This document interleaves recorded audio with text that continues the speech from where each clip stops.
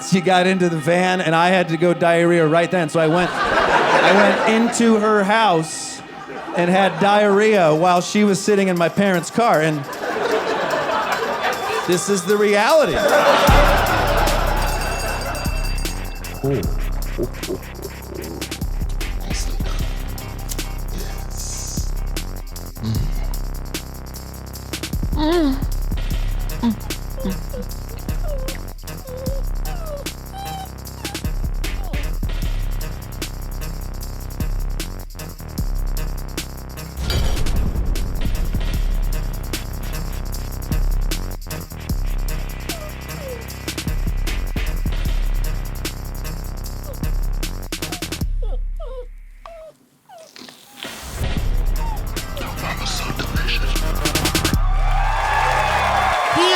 Of the worst birthday podcast, my man Michael Kosta. I have a story about my first crush. Who was your first crush? Do you remember who your first crush was? Cassie, yeah, she was cute, dude. I remember Cassie. My first crush was Katie T. I still remember her. Short black hair. I've always liked short hair on women. I think it's cool when women do that. You gotta have a pretty face usually, but I liked when, a girl's like sees what all the other girls are doing. It's like, no, I'm doing something different. I like that. She had a great smile. She had a great sense of adventure. I know that because that's what I wrote in my diary in 4th grade. She has a great I don't even know, I still don't know what the fuck that means. A great sense of adventure? And she had a great laugh. She had a booming laugh. And now, I'm 37 years old. I think about every woman I've ever been in love with, they all had giant laughs. I think really what I need is just somebody who thinks I'm funny. Or someone that can pretend that I'm funny. And either way, I'm okay with that. But I remember her laugh, and she would screw up my stomach. I used to get diarrhea when she would look at me, or she would twirl her hair or smile at me. I mean, now I know that usually means, I like somebody if I get a little stomach thing. But when you're 10, you're just like, what is this? How come I have to take a shit every time I see Katie? And we would carpool. And on Monday, Wednesday, Fridays, we would pick up Katie. And on Tuesdays and Thursdays, they would pick me up, and we would go to school together at Angel Elementary School. And I remember one day she was looking really cute, and we picked her up in our red Chevy Lumina, and she got into the van, and I had to go diarrhea right then. So I went into her house and had diarrhea while she was sitting in my parents' car, and this is the reality.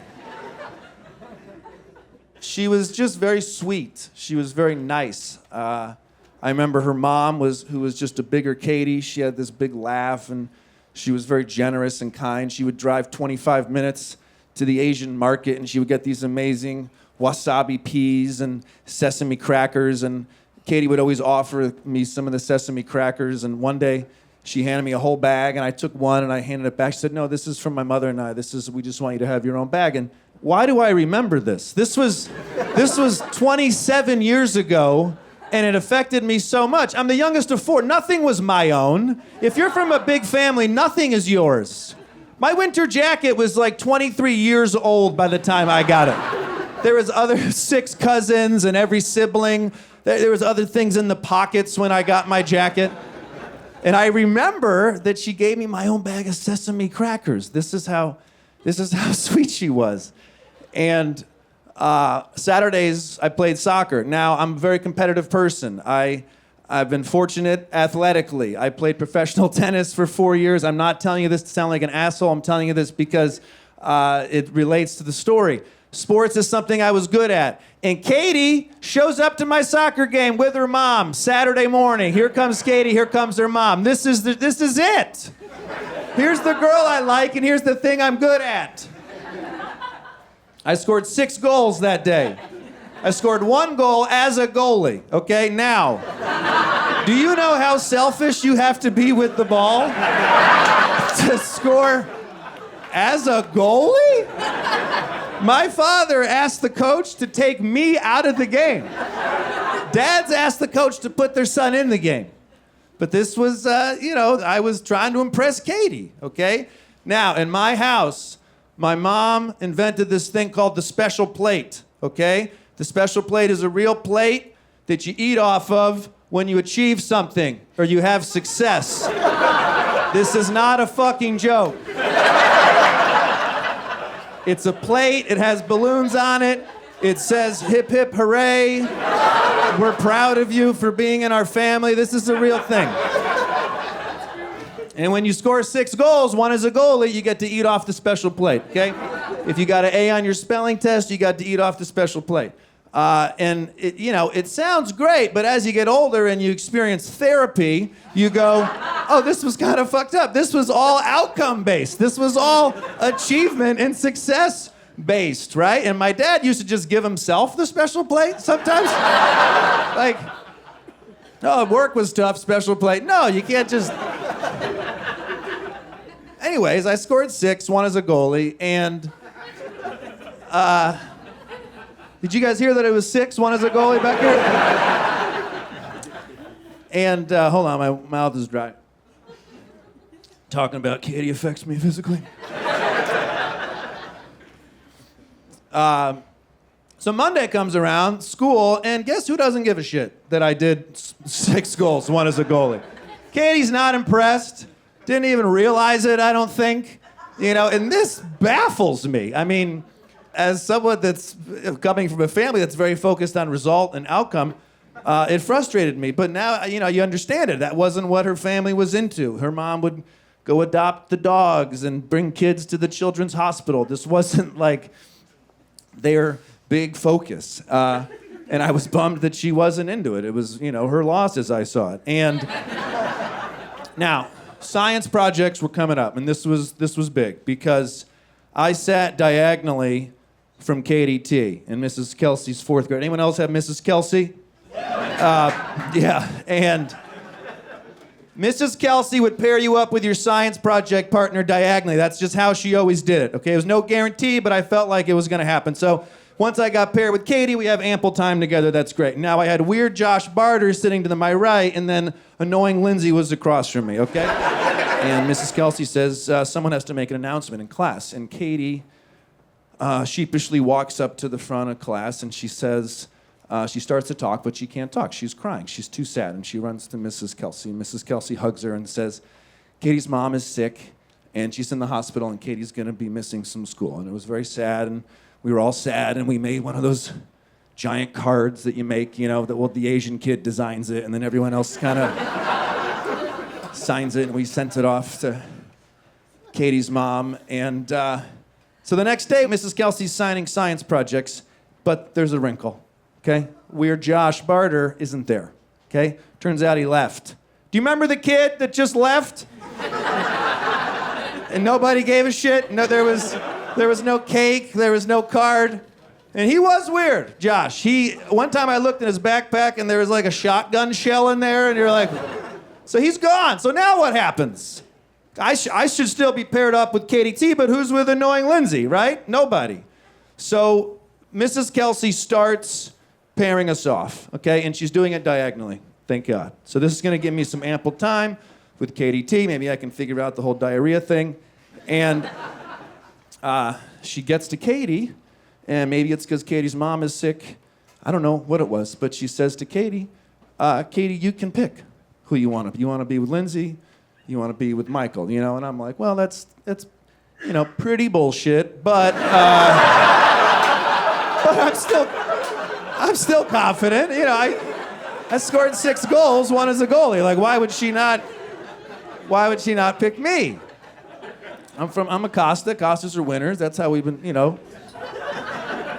we'll eat off the special plate together. And Katie is very happy that she gets to pick. Nobody else gets to pick. And she picks Lindsay.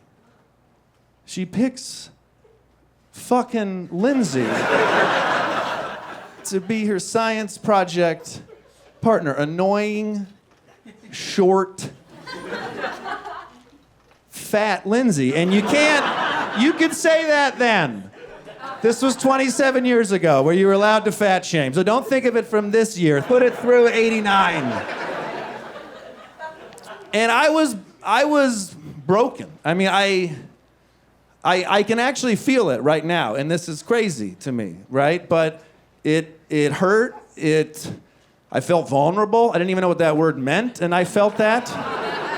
I felt a loss. I don't lose. You know, I scored 6, 1 as a goalie, and I didn't know what to do. I'm 10 also, don't forget that. I'm 10 and I'm feeling rejected and I'm feeling hurt. And I took that pain and I took that rejection and I took that feeling that I did not like and was uncomfortable with, and I spoke. And I said as loud as I could to her and everyone, I said, I hope your mom dies in the hospital.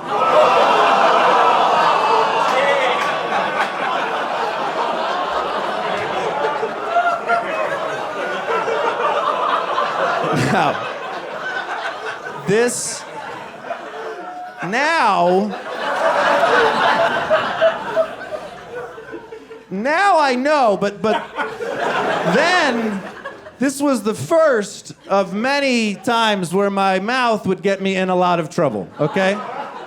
I mean, here I am at a strip club telling a story to strangers, so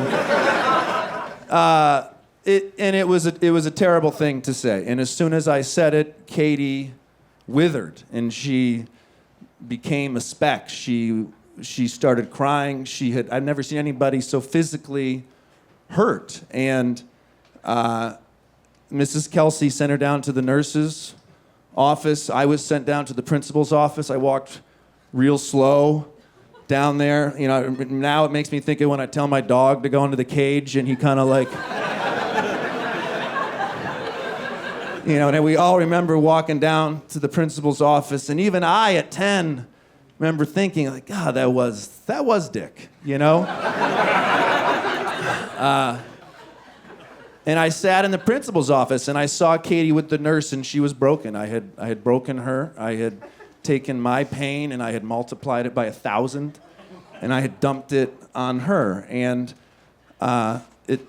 it's worse than that, because 3 days later, Katie's mother dies in the hospital. This is not a joke. This is not written. This is real. This is a real story. And I have not spoken to Katie since then. I regret that I said that. I've never apologized to her or her family. And I realize it's a little self-indulgent to put pain on someone and then use it as a performance piece to advance my comedy career. But that's not what this is. I'm publicly here to say to Katie that I'm sorry, and to her family, I'm sorry, and I regret that I ever said that. Thank you very much. Michael Kosta, everybody.